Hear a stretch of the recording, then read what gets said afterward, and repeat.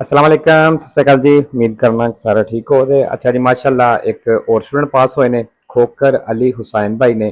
Zero गलती इन्हां दी होई है जी। इन्हां अपनी थ्योरी पास की, तुहानूं बहुत बहुत मुबारक होवे। ते बाकी जी जेडे स्टूडेंट ने थ्योरी पास कर ली है, मेरे व्हाट्सएप नंबर ते अपना PDF सेंड कर दिओ ताकि दूसरे दोस्तों नाल शेयर हो जाए। और इसके दे तुहानूं पहलां भी दस्सिया सी कि इसके दे अपलोड करन में थोड़ी लेट हो गई है। ਉਹਦੀ ਵਜ੍ਹਾ ਇਹ ਵੇ ਕਿ ਕਿਉਂਕਿ ਤਬੀਅਤ ਜ਼ਿਆਦਾ ਖਰਾਬ ਸੀ ਪਿਛਲੇ ਕੁਝ ਦਿਨਾਂ ਵਿੱਚ। ਤੇ ਅੱਲਾ ਦਾ ਸ਼ੁਕਰ ਹੈ ਤੁਹਾਡੀਆਂ ਦੁਆਵਾਂ ਨਾਲ ਕਾਫੀ ਬਿਹਤਰ ਹੋਣ। ਤੇ ਮਜ਼ੀਦ ਦੁਆ ਕਰਿਆ ਜੇ ਅੱਲਾ ਤਾਲਾ ਸਿਹਤ ਤੰਦਰੁਸਤੀ ਦੇਵੇ। ਤੇ ਥੋੜਾ ਇਸ ਵਜ੍ਹਾ ਤੋਂ इसके ਲੇਟ ਨੇ। ਤੇ इसके ਦੇ ਇਨਸ਼ਾਅੱਲਾ ਮੈਂ ਅਪਲੋਡ ਸਾਰੇ ਕਰਾਂਗਾ, ਲੇਕਿਨ ਇਹ ਥੋੜੀ ਲੇਟ ਹੋ ਸਕਦੀ ਹੈ। ਠੀਕ ਹੈ ਜੀ। ਤੇ ਬਾਕੀ ਜਿਹੜੀਆਂ इसके ਦੇ ਵਾਲੀਆਂ ਵੀਡੀਓ ਅਪਲੋਡ ਕਰਨਾ ਜ਼ਰੂਰ ਵੇਖਿਆ ਕਰੋ, ਕਿਉਂਕਿ ਇਹਦੇ ਨਾਲ ਬੜੀ ਹੈਲਪ ਮਿਲਦੀ ਹੈ। ਬਾਕੀ ਜਿਹੜੇ ਨਵੇਂ ਸਟੂਡੈਂਟ ਨੇ ਉਹਨਾਂ ਵਾਸਤੇ ਕਿ ਜਦੋਂ ਤੁਸੀਂ ਸਟਾਰਟ ਕਰਦੇ ਹੋ, ਸ਼ੁਰੂ ਦੇ ਵਿੱਚ ਸਮਝ ਕੋਈ ਨਹੀਂ ਆਉਂਦੀ, 2-4 ਦਿਨ ਹਫਤਾ, ਤੇ ਉਸ ਤੋਂ ਬਾਅਦ ਸਮਝ ਆਉਣੀ ਸ਼ੁਰੂ ਹੁੰਦੀ ਹੈ।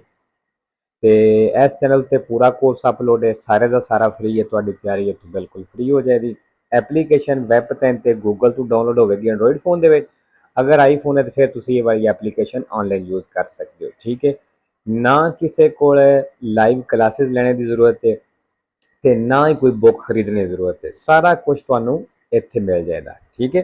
ਮਸਲਾ ਜ਼ਰੂਰਤ ਹੀ ਨਹੀਂ ਬੁੱਕ ਦੀ। ਜਿਹੜੀ ਐਪਲੀਕੇਸ਼ਨ ਤੁਸੀਂ ਯੂਜ਼ ਕਰਦੇ ਹੋ, ਸਿਰਫ ਤੁਹਾਨੂੰ ਸਟਾਰਟਿੰਗ ਵਿੱਚ ਲੱਗਦਾ ਹੈ ਕਿ ਮੈਨੂੰ ਬੁੱਕ ਦੀ ਜ਼ਰੂਰਤ ਹੈ, ਲੇਕਿਨ ਜੈਸੇ ਤੁਸੀਂ ਹਫਤਾ 10 ਦਿਨ ਜਾਂ 2 ਹਫ਼ਤੇ ਕਰ ਲਓ ਪੜ੍ਹਦੇ ਹੋ, ਤੇ ਤੁਹਾਨੂੰ ਆਪਣੇ ਆਪ ਜੋ ਤਰੀਕੇ ਘਰ ਸਮਝ ਲੱਗ ਜਾਂਦੀ ਹੈ। ਫਿਰ ਆਪਣੇ ਆਪ ਨੂੰ ਸਮਝ ਲੱਗ ਜਾਂਦੀ ਹੈ ਵੀ ਕਿਸੇ ਚੀਜ਼ ਦੀ ਅੱਗੇ ਮੈਨੂੰ ਜ਼ਰੂਰਤ ਨਹੀਂ, ਸਾਰਾ ਕੁਝ ਇੱਥੋਂ ਮੈਂ ਆਪਣਾ ਕਰ ਸਕਣਾ। ਠੀਕ ਹੈ ਜੀ।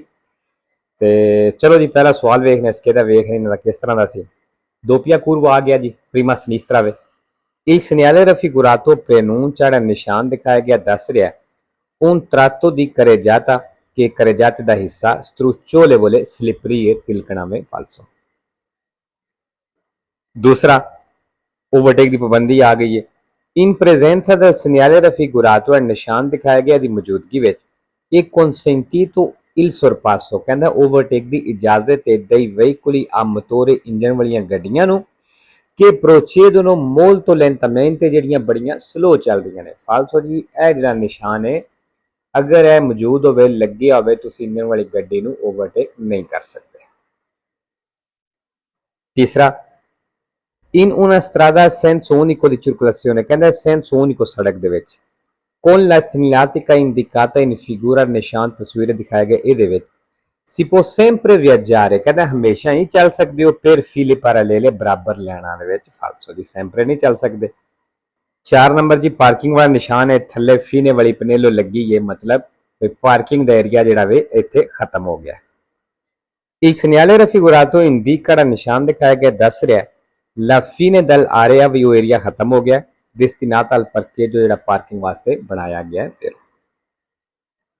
5 ਨੰਬਰ, ਇਹ opportuno che il conducente di un veicolo, ਕਹਿੰਦਾ ਗੱਡੀ ਦੇ ਡਰਾਈਵਰ ਨੂੰ ਚਾਹੀਦਾ ਹੈ quando, ਜਦੋਂ in un centro abitato si imbatte, ਜਦੋਂ centro abitato ਆਬਾਦੀ ਦੇ ਵਿੱਚ, ਸ਼ਹਿਰ ਦੇ ਵਿੱਚ, si imbatte ਫਸ ਗਏ ਨੇ corteo, ਜਲੂਸ ਦੇ ਵਿੱਚ, accenda la luce di profondità, ਜਿਹੜੀਆਂ ਫੁੱਲ ਲਾਈਟਾਂ ਨੇ ਉਹਨਾਂ ਨੂੰ ਆਨ ਕਰ ਲਵੇ per vedere meglio, ਚੰਗੀ ਤਰ੍ਹਾਂ ਵੇਖਣ ਦੇ ਵਾਸਤੇ ed evitare incidenti ਤੇ ਐਕਸੀਡੈਂਟ ਤੋਂ ਬਚਣੇ ਦੇ ਵਾਸਤੇ। ਫਾਲਸੋ, ਜੇ centro abitato ਦੀ ਗੱਲ ਕਰ ਰਿਹਾ, ਠੀਕ ਹੈ, ਤੇ ਇੱਥੇ ਅਸੀਂ ਜਿਹੜੀਆਂ ਹੁੰਦੀਆਂ ਨਾ ਲੂਚੀ ਦੀ ਪ੍ਰੋਫੋਂਡਿਟਾ, ਜਿਹੜੀਆਂ ਫੁੱਲ ਲਾਈਟਾਂ, ਅਬਲਿਆਂਤੀ ਲਾਈਟਾਂ ਨੂੰ ਆਖਦੇ ਨੇ, ਇਹ ਅਸੀਂ ਆਨ ਹੀ ਨਹੀਂ ਕਰ ਸਕਦੇ ਕਿਸੇ ਸੂਰਤ ਵਿੱਚ। ਠੀਕ ਹੈ।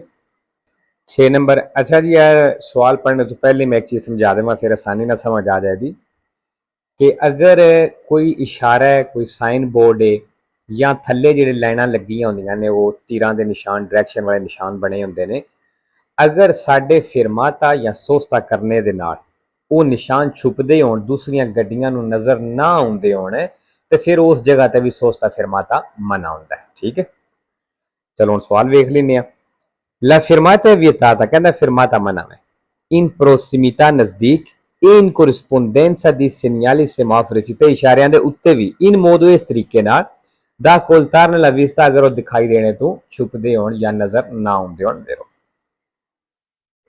7 ਨੰਬਰ, l'airbag si gonfia, ਕਹਿੰਦਾ 에ਅਰਬੈਗ ਖੁੱਲਦਾ in pochi secondi, pochi secondi ਮਤਲਬ ਥੋੜੇ ਸੈਕਿੰਡਾਂ ਦੇ ਵਿੱਚ। ਫਾਲਸੋ ਜੀ, ਇਹ ਥੋੜੇ ਸੈਕਿੰਡ ਮਤਲਬ 2 ਕਰ ਲਓ, 3 ਕਰ ਲਓ, 4 ਕਰ ਲਓ, ਇਹ ਥੋੜੇ ਸੈਕਿੰਡ ਨੇ, ਲੇਕਿਨ ਜਿਹੜਾ 에ਅਰਬੈਗ ਖੁੱਲਦਾ ਇਹ ਪੋਕੀ ਮਿਲੀ ਸੈਕਿੰਡ ਦੀ, ਮਤਲਬ ਸੈਕਿੰਡ ਦੇ ਵੀ 1000ਵੇਂ ਹਿੱਸੇ ਦੇ ਵਿੱਚ ਖੁੱਲ ਜਾਂਦਾ, ਇਤਨੀ ਸਪੀਡ ਨਾਲ ਨਿਕਲਦਾ। ਠੀਕ ਹੈ। 8 number, Se un infortunato della strada ਜੇ ਸੜਕ ਦੇ ਉੱਤੇ ਇੱਕ ਜ਼ਖਮੀ ਹੈ ha avuto un trauma dalla gabbia torace or ਉਹਨੂੰ ਸੀਨੇ ਤੇ ਸੱਟ ਲੱਗੀ ਹੈ bisogna metterlo in posizione distesa ਕਹਿੰਦਾ ਉਹਨੂੰ ਲਿਟਾ ਦਿਓ con le gambe sollevate ਮਤਲਬ ਉਹਦੀਆਂ ਲੱਤਾਂ ਥੋੜੀਆਂ ਜੀਆਂ ਉੱਪਰ ਕਰਕੇ falso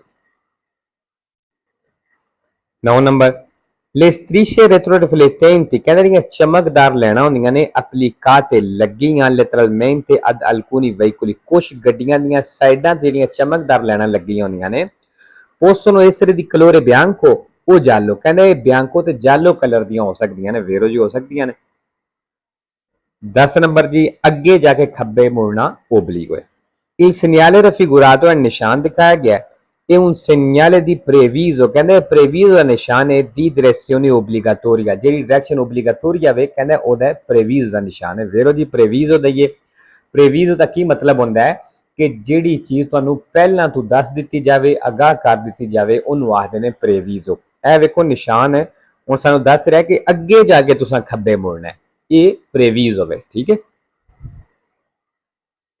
11 number li addetti ai servizi di polizia stradale ਕਹਿੰਦਾ ਜਿਹੜੀ ਪੁਲਿਸੀਆ stradale ਦੇ ਮੁਲਾਜ਼ਮ ਨੇ vengono riconosciuti ਇਹਨਾਂ ਦੀ ਪਹਿਚਾਣ ਹੁੰਦੀ ਇਹਨਾਂ ਦਾ ਪਤਾ ਲੱਗਦਾ ਹੈ dalla paletta bianca e nera ਜਿਹੜਾ ਇਹਨਾਂ ਕੋਲ ਪਲੇਟਾ ਹੁੰਦਾ ਹੈ bianca ਤੇ nera ਕਹਿੰਦਾ ਉਸ ਤੋਂ ਇਹਨਾਂ ਦੀ ਪਹਿਚਾਣ ਹੁੰਦੀ ਹੈ ਫਾਲਸੋ 12 ਨੰਬਰ ਜੀ ਇਹ ਨਿਸ਼ਾਨ ਸਪੀਡ ਵਾਲੇ ਮੈਕਸਿਮਮ ਸਪੀਡ ਵਾਲੇ ਨਿਸ਼ਾਨ ਨੇ ਕੁਝ ਗੱਡੀਆਂ ਦੇ ਪਿੱਛੇ ਲੱਗੇ ਹੁੰਦੇ ਨੇ I contrassegni rappresentati in figura ਦੇ ਨਿਸ਼ਾਨ ਤਸਵੀਰ ਦੇ ਵਿੱਚ ਦਿਖਾਏ ਗਏ ਨੇ sono applicati su autocarri ਕਹਿੰਦੇ ਟਰੱਕਾਂ ਤੇ ਲੱਗੇ ਨੇ di massa complessiva fino a 3,5 tonnellate ਜਿਨ੍ਹਾਂ ਦਾ ਵਜ਼ਨ 3.5 ਟਨ ਤੱਕ ਹੈ ਫਾਲਤੂ ਜੀ ਜਿਹੜੇ ਫੀਨੋ ਨਹੀਂ ਜਿਹੜੇ ਸੁਪਰੀਓਰ ਹੋਣ ਦੇ 3.5 ਟਨ ਤੋਂ ਸੁਪਰੀਓਰ ਹੋਣ ਦੇ ਉਹਨਾਂ ਦੇ ਪਿੱਛੇ ਇਹ ਨਿਸ਼ਾਨ ਲੱਗੇ ਹੁੰਦੇ ਨੇ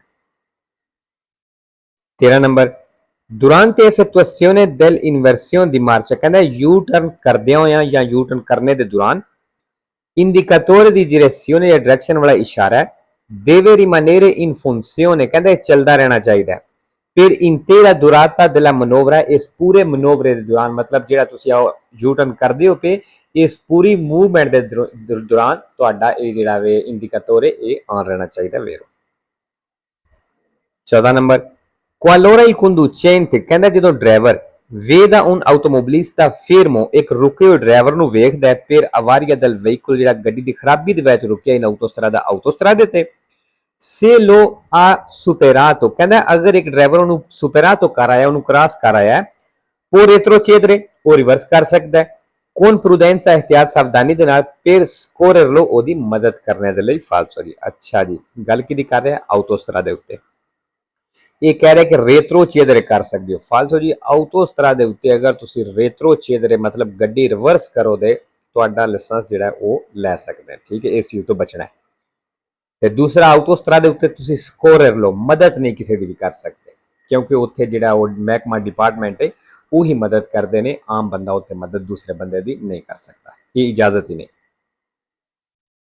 15 number La perdita di punti sulla patente ਕਹਿੰਦਾ ਜਿਹੜੀਆਂ ਪਤੈਂਤੇ ਦੀਆਂ puntiਆਂ ਜ਼ਾਇਆ ਹੁੰਦੀਆਂ ਨੇ per infrazione ਖਿਲਾਫਵਰਜ਼ੀ ਦੀ ਵਜ੍ਹਾ ਤੋਂ al codice della strada ਸੜਕ ਦੇ ਕਾਨੂੰਨ ਦੀ ਖਿਲਾਫਵਰਜ਼ੀ ਦੀ ਵਜ੍ਹਾ ਤੋਂ ਜਿਹੜੀਆਂ ਪਤੈਂਤੇ ਦੀਆਂ puntiਆਂ ਜ਼ਾਇਆ ਹੁੰਦੀਆਂ ਨੇ ਜਾਂ ਕਹਿ ਲਓ ਕੱਟੀਆਂ ਜਾਂਦੀਆਂ ਨੇ ਇਹ raddoppiata ਕਹਿੰਦੇ ਡਬਲ ਕੱਟੀਆਂ ਜਾਣਦੀਆਂ se effettua alla guida di motociclo ਜੇ ਤੁਸੀਂ ਮੋਟਰਸਾਈਕਲ ਚਲਾ ਰਹੇ ਹੋ di potenza superiore a 35 kW ਅਗਰ ਉਹਦੀ ਪਾਵਰ 35 ਕਿਲੋਵਾਟ ਤੋਂ ਜ਼ਿਆਦਾ ਹੈ ਤੇ ਫਾਲਸੋ ਤੇ ਲੋ ਜੀ ਅੱਜ ਦੀ ਵੀਡੀਓ ਤੇ ਖਤਮ ਹੁੰਦੀ ਹੈ ਇਨਸ਼ਾਅੱਲਾ ਮਿਲਨੇ ਆ ਨੈਕਸਟ ਵੀਡੀਓ ਤੇ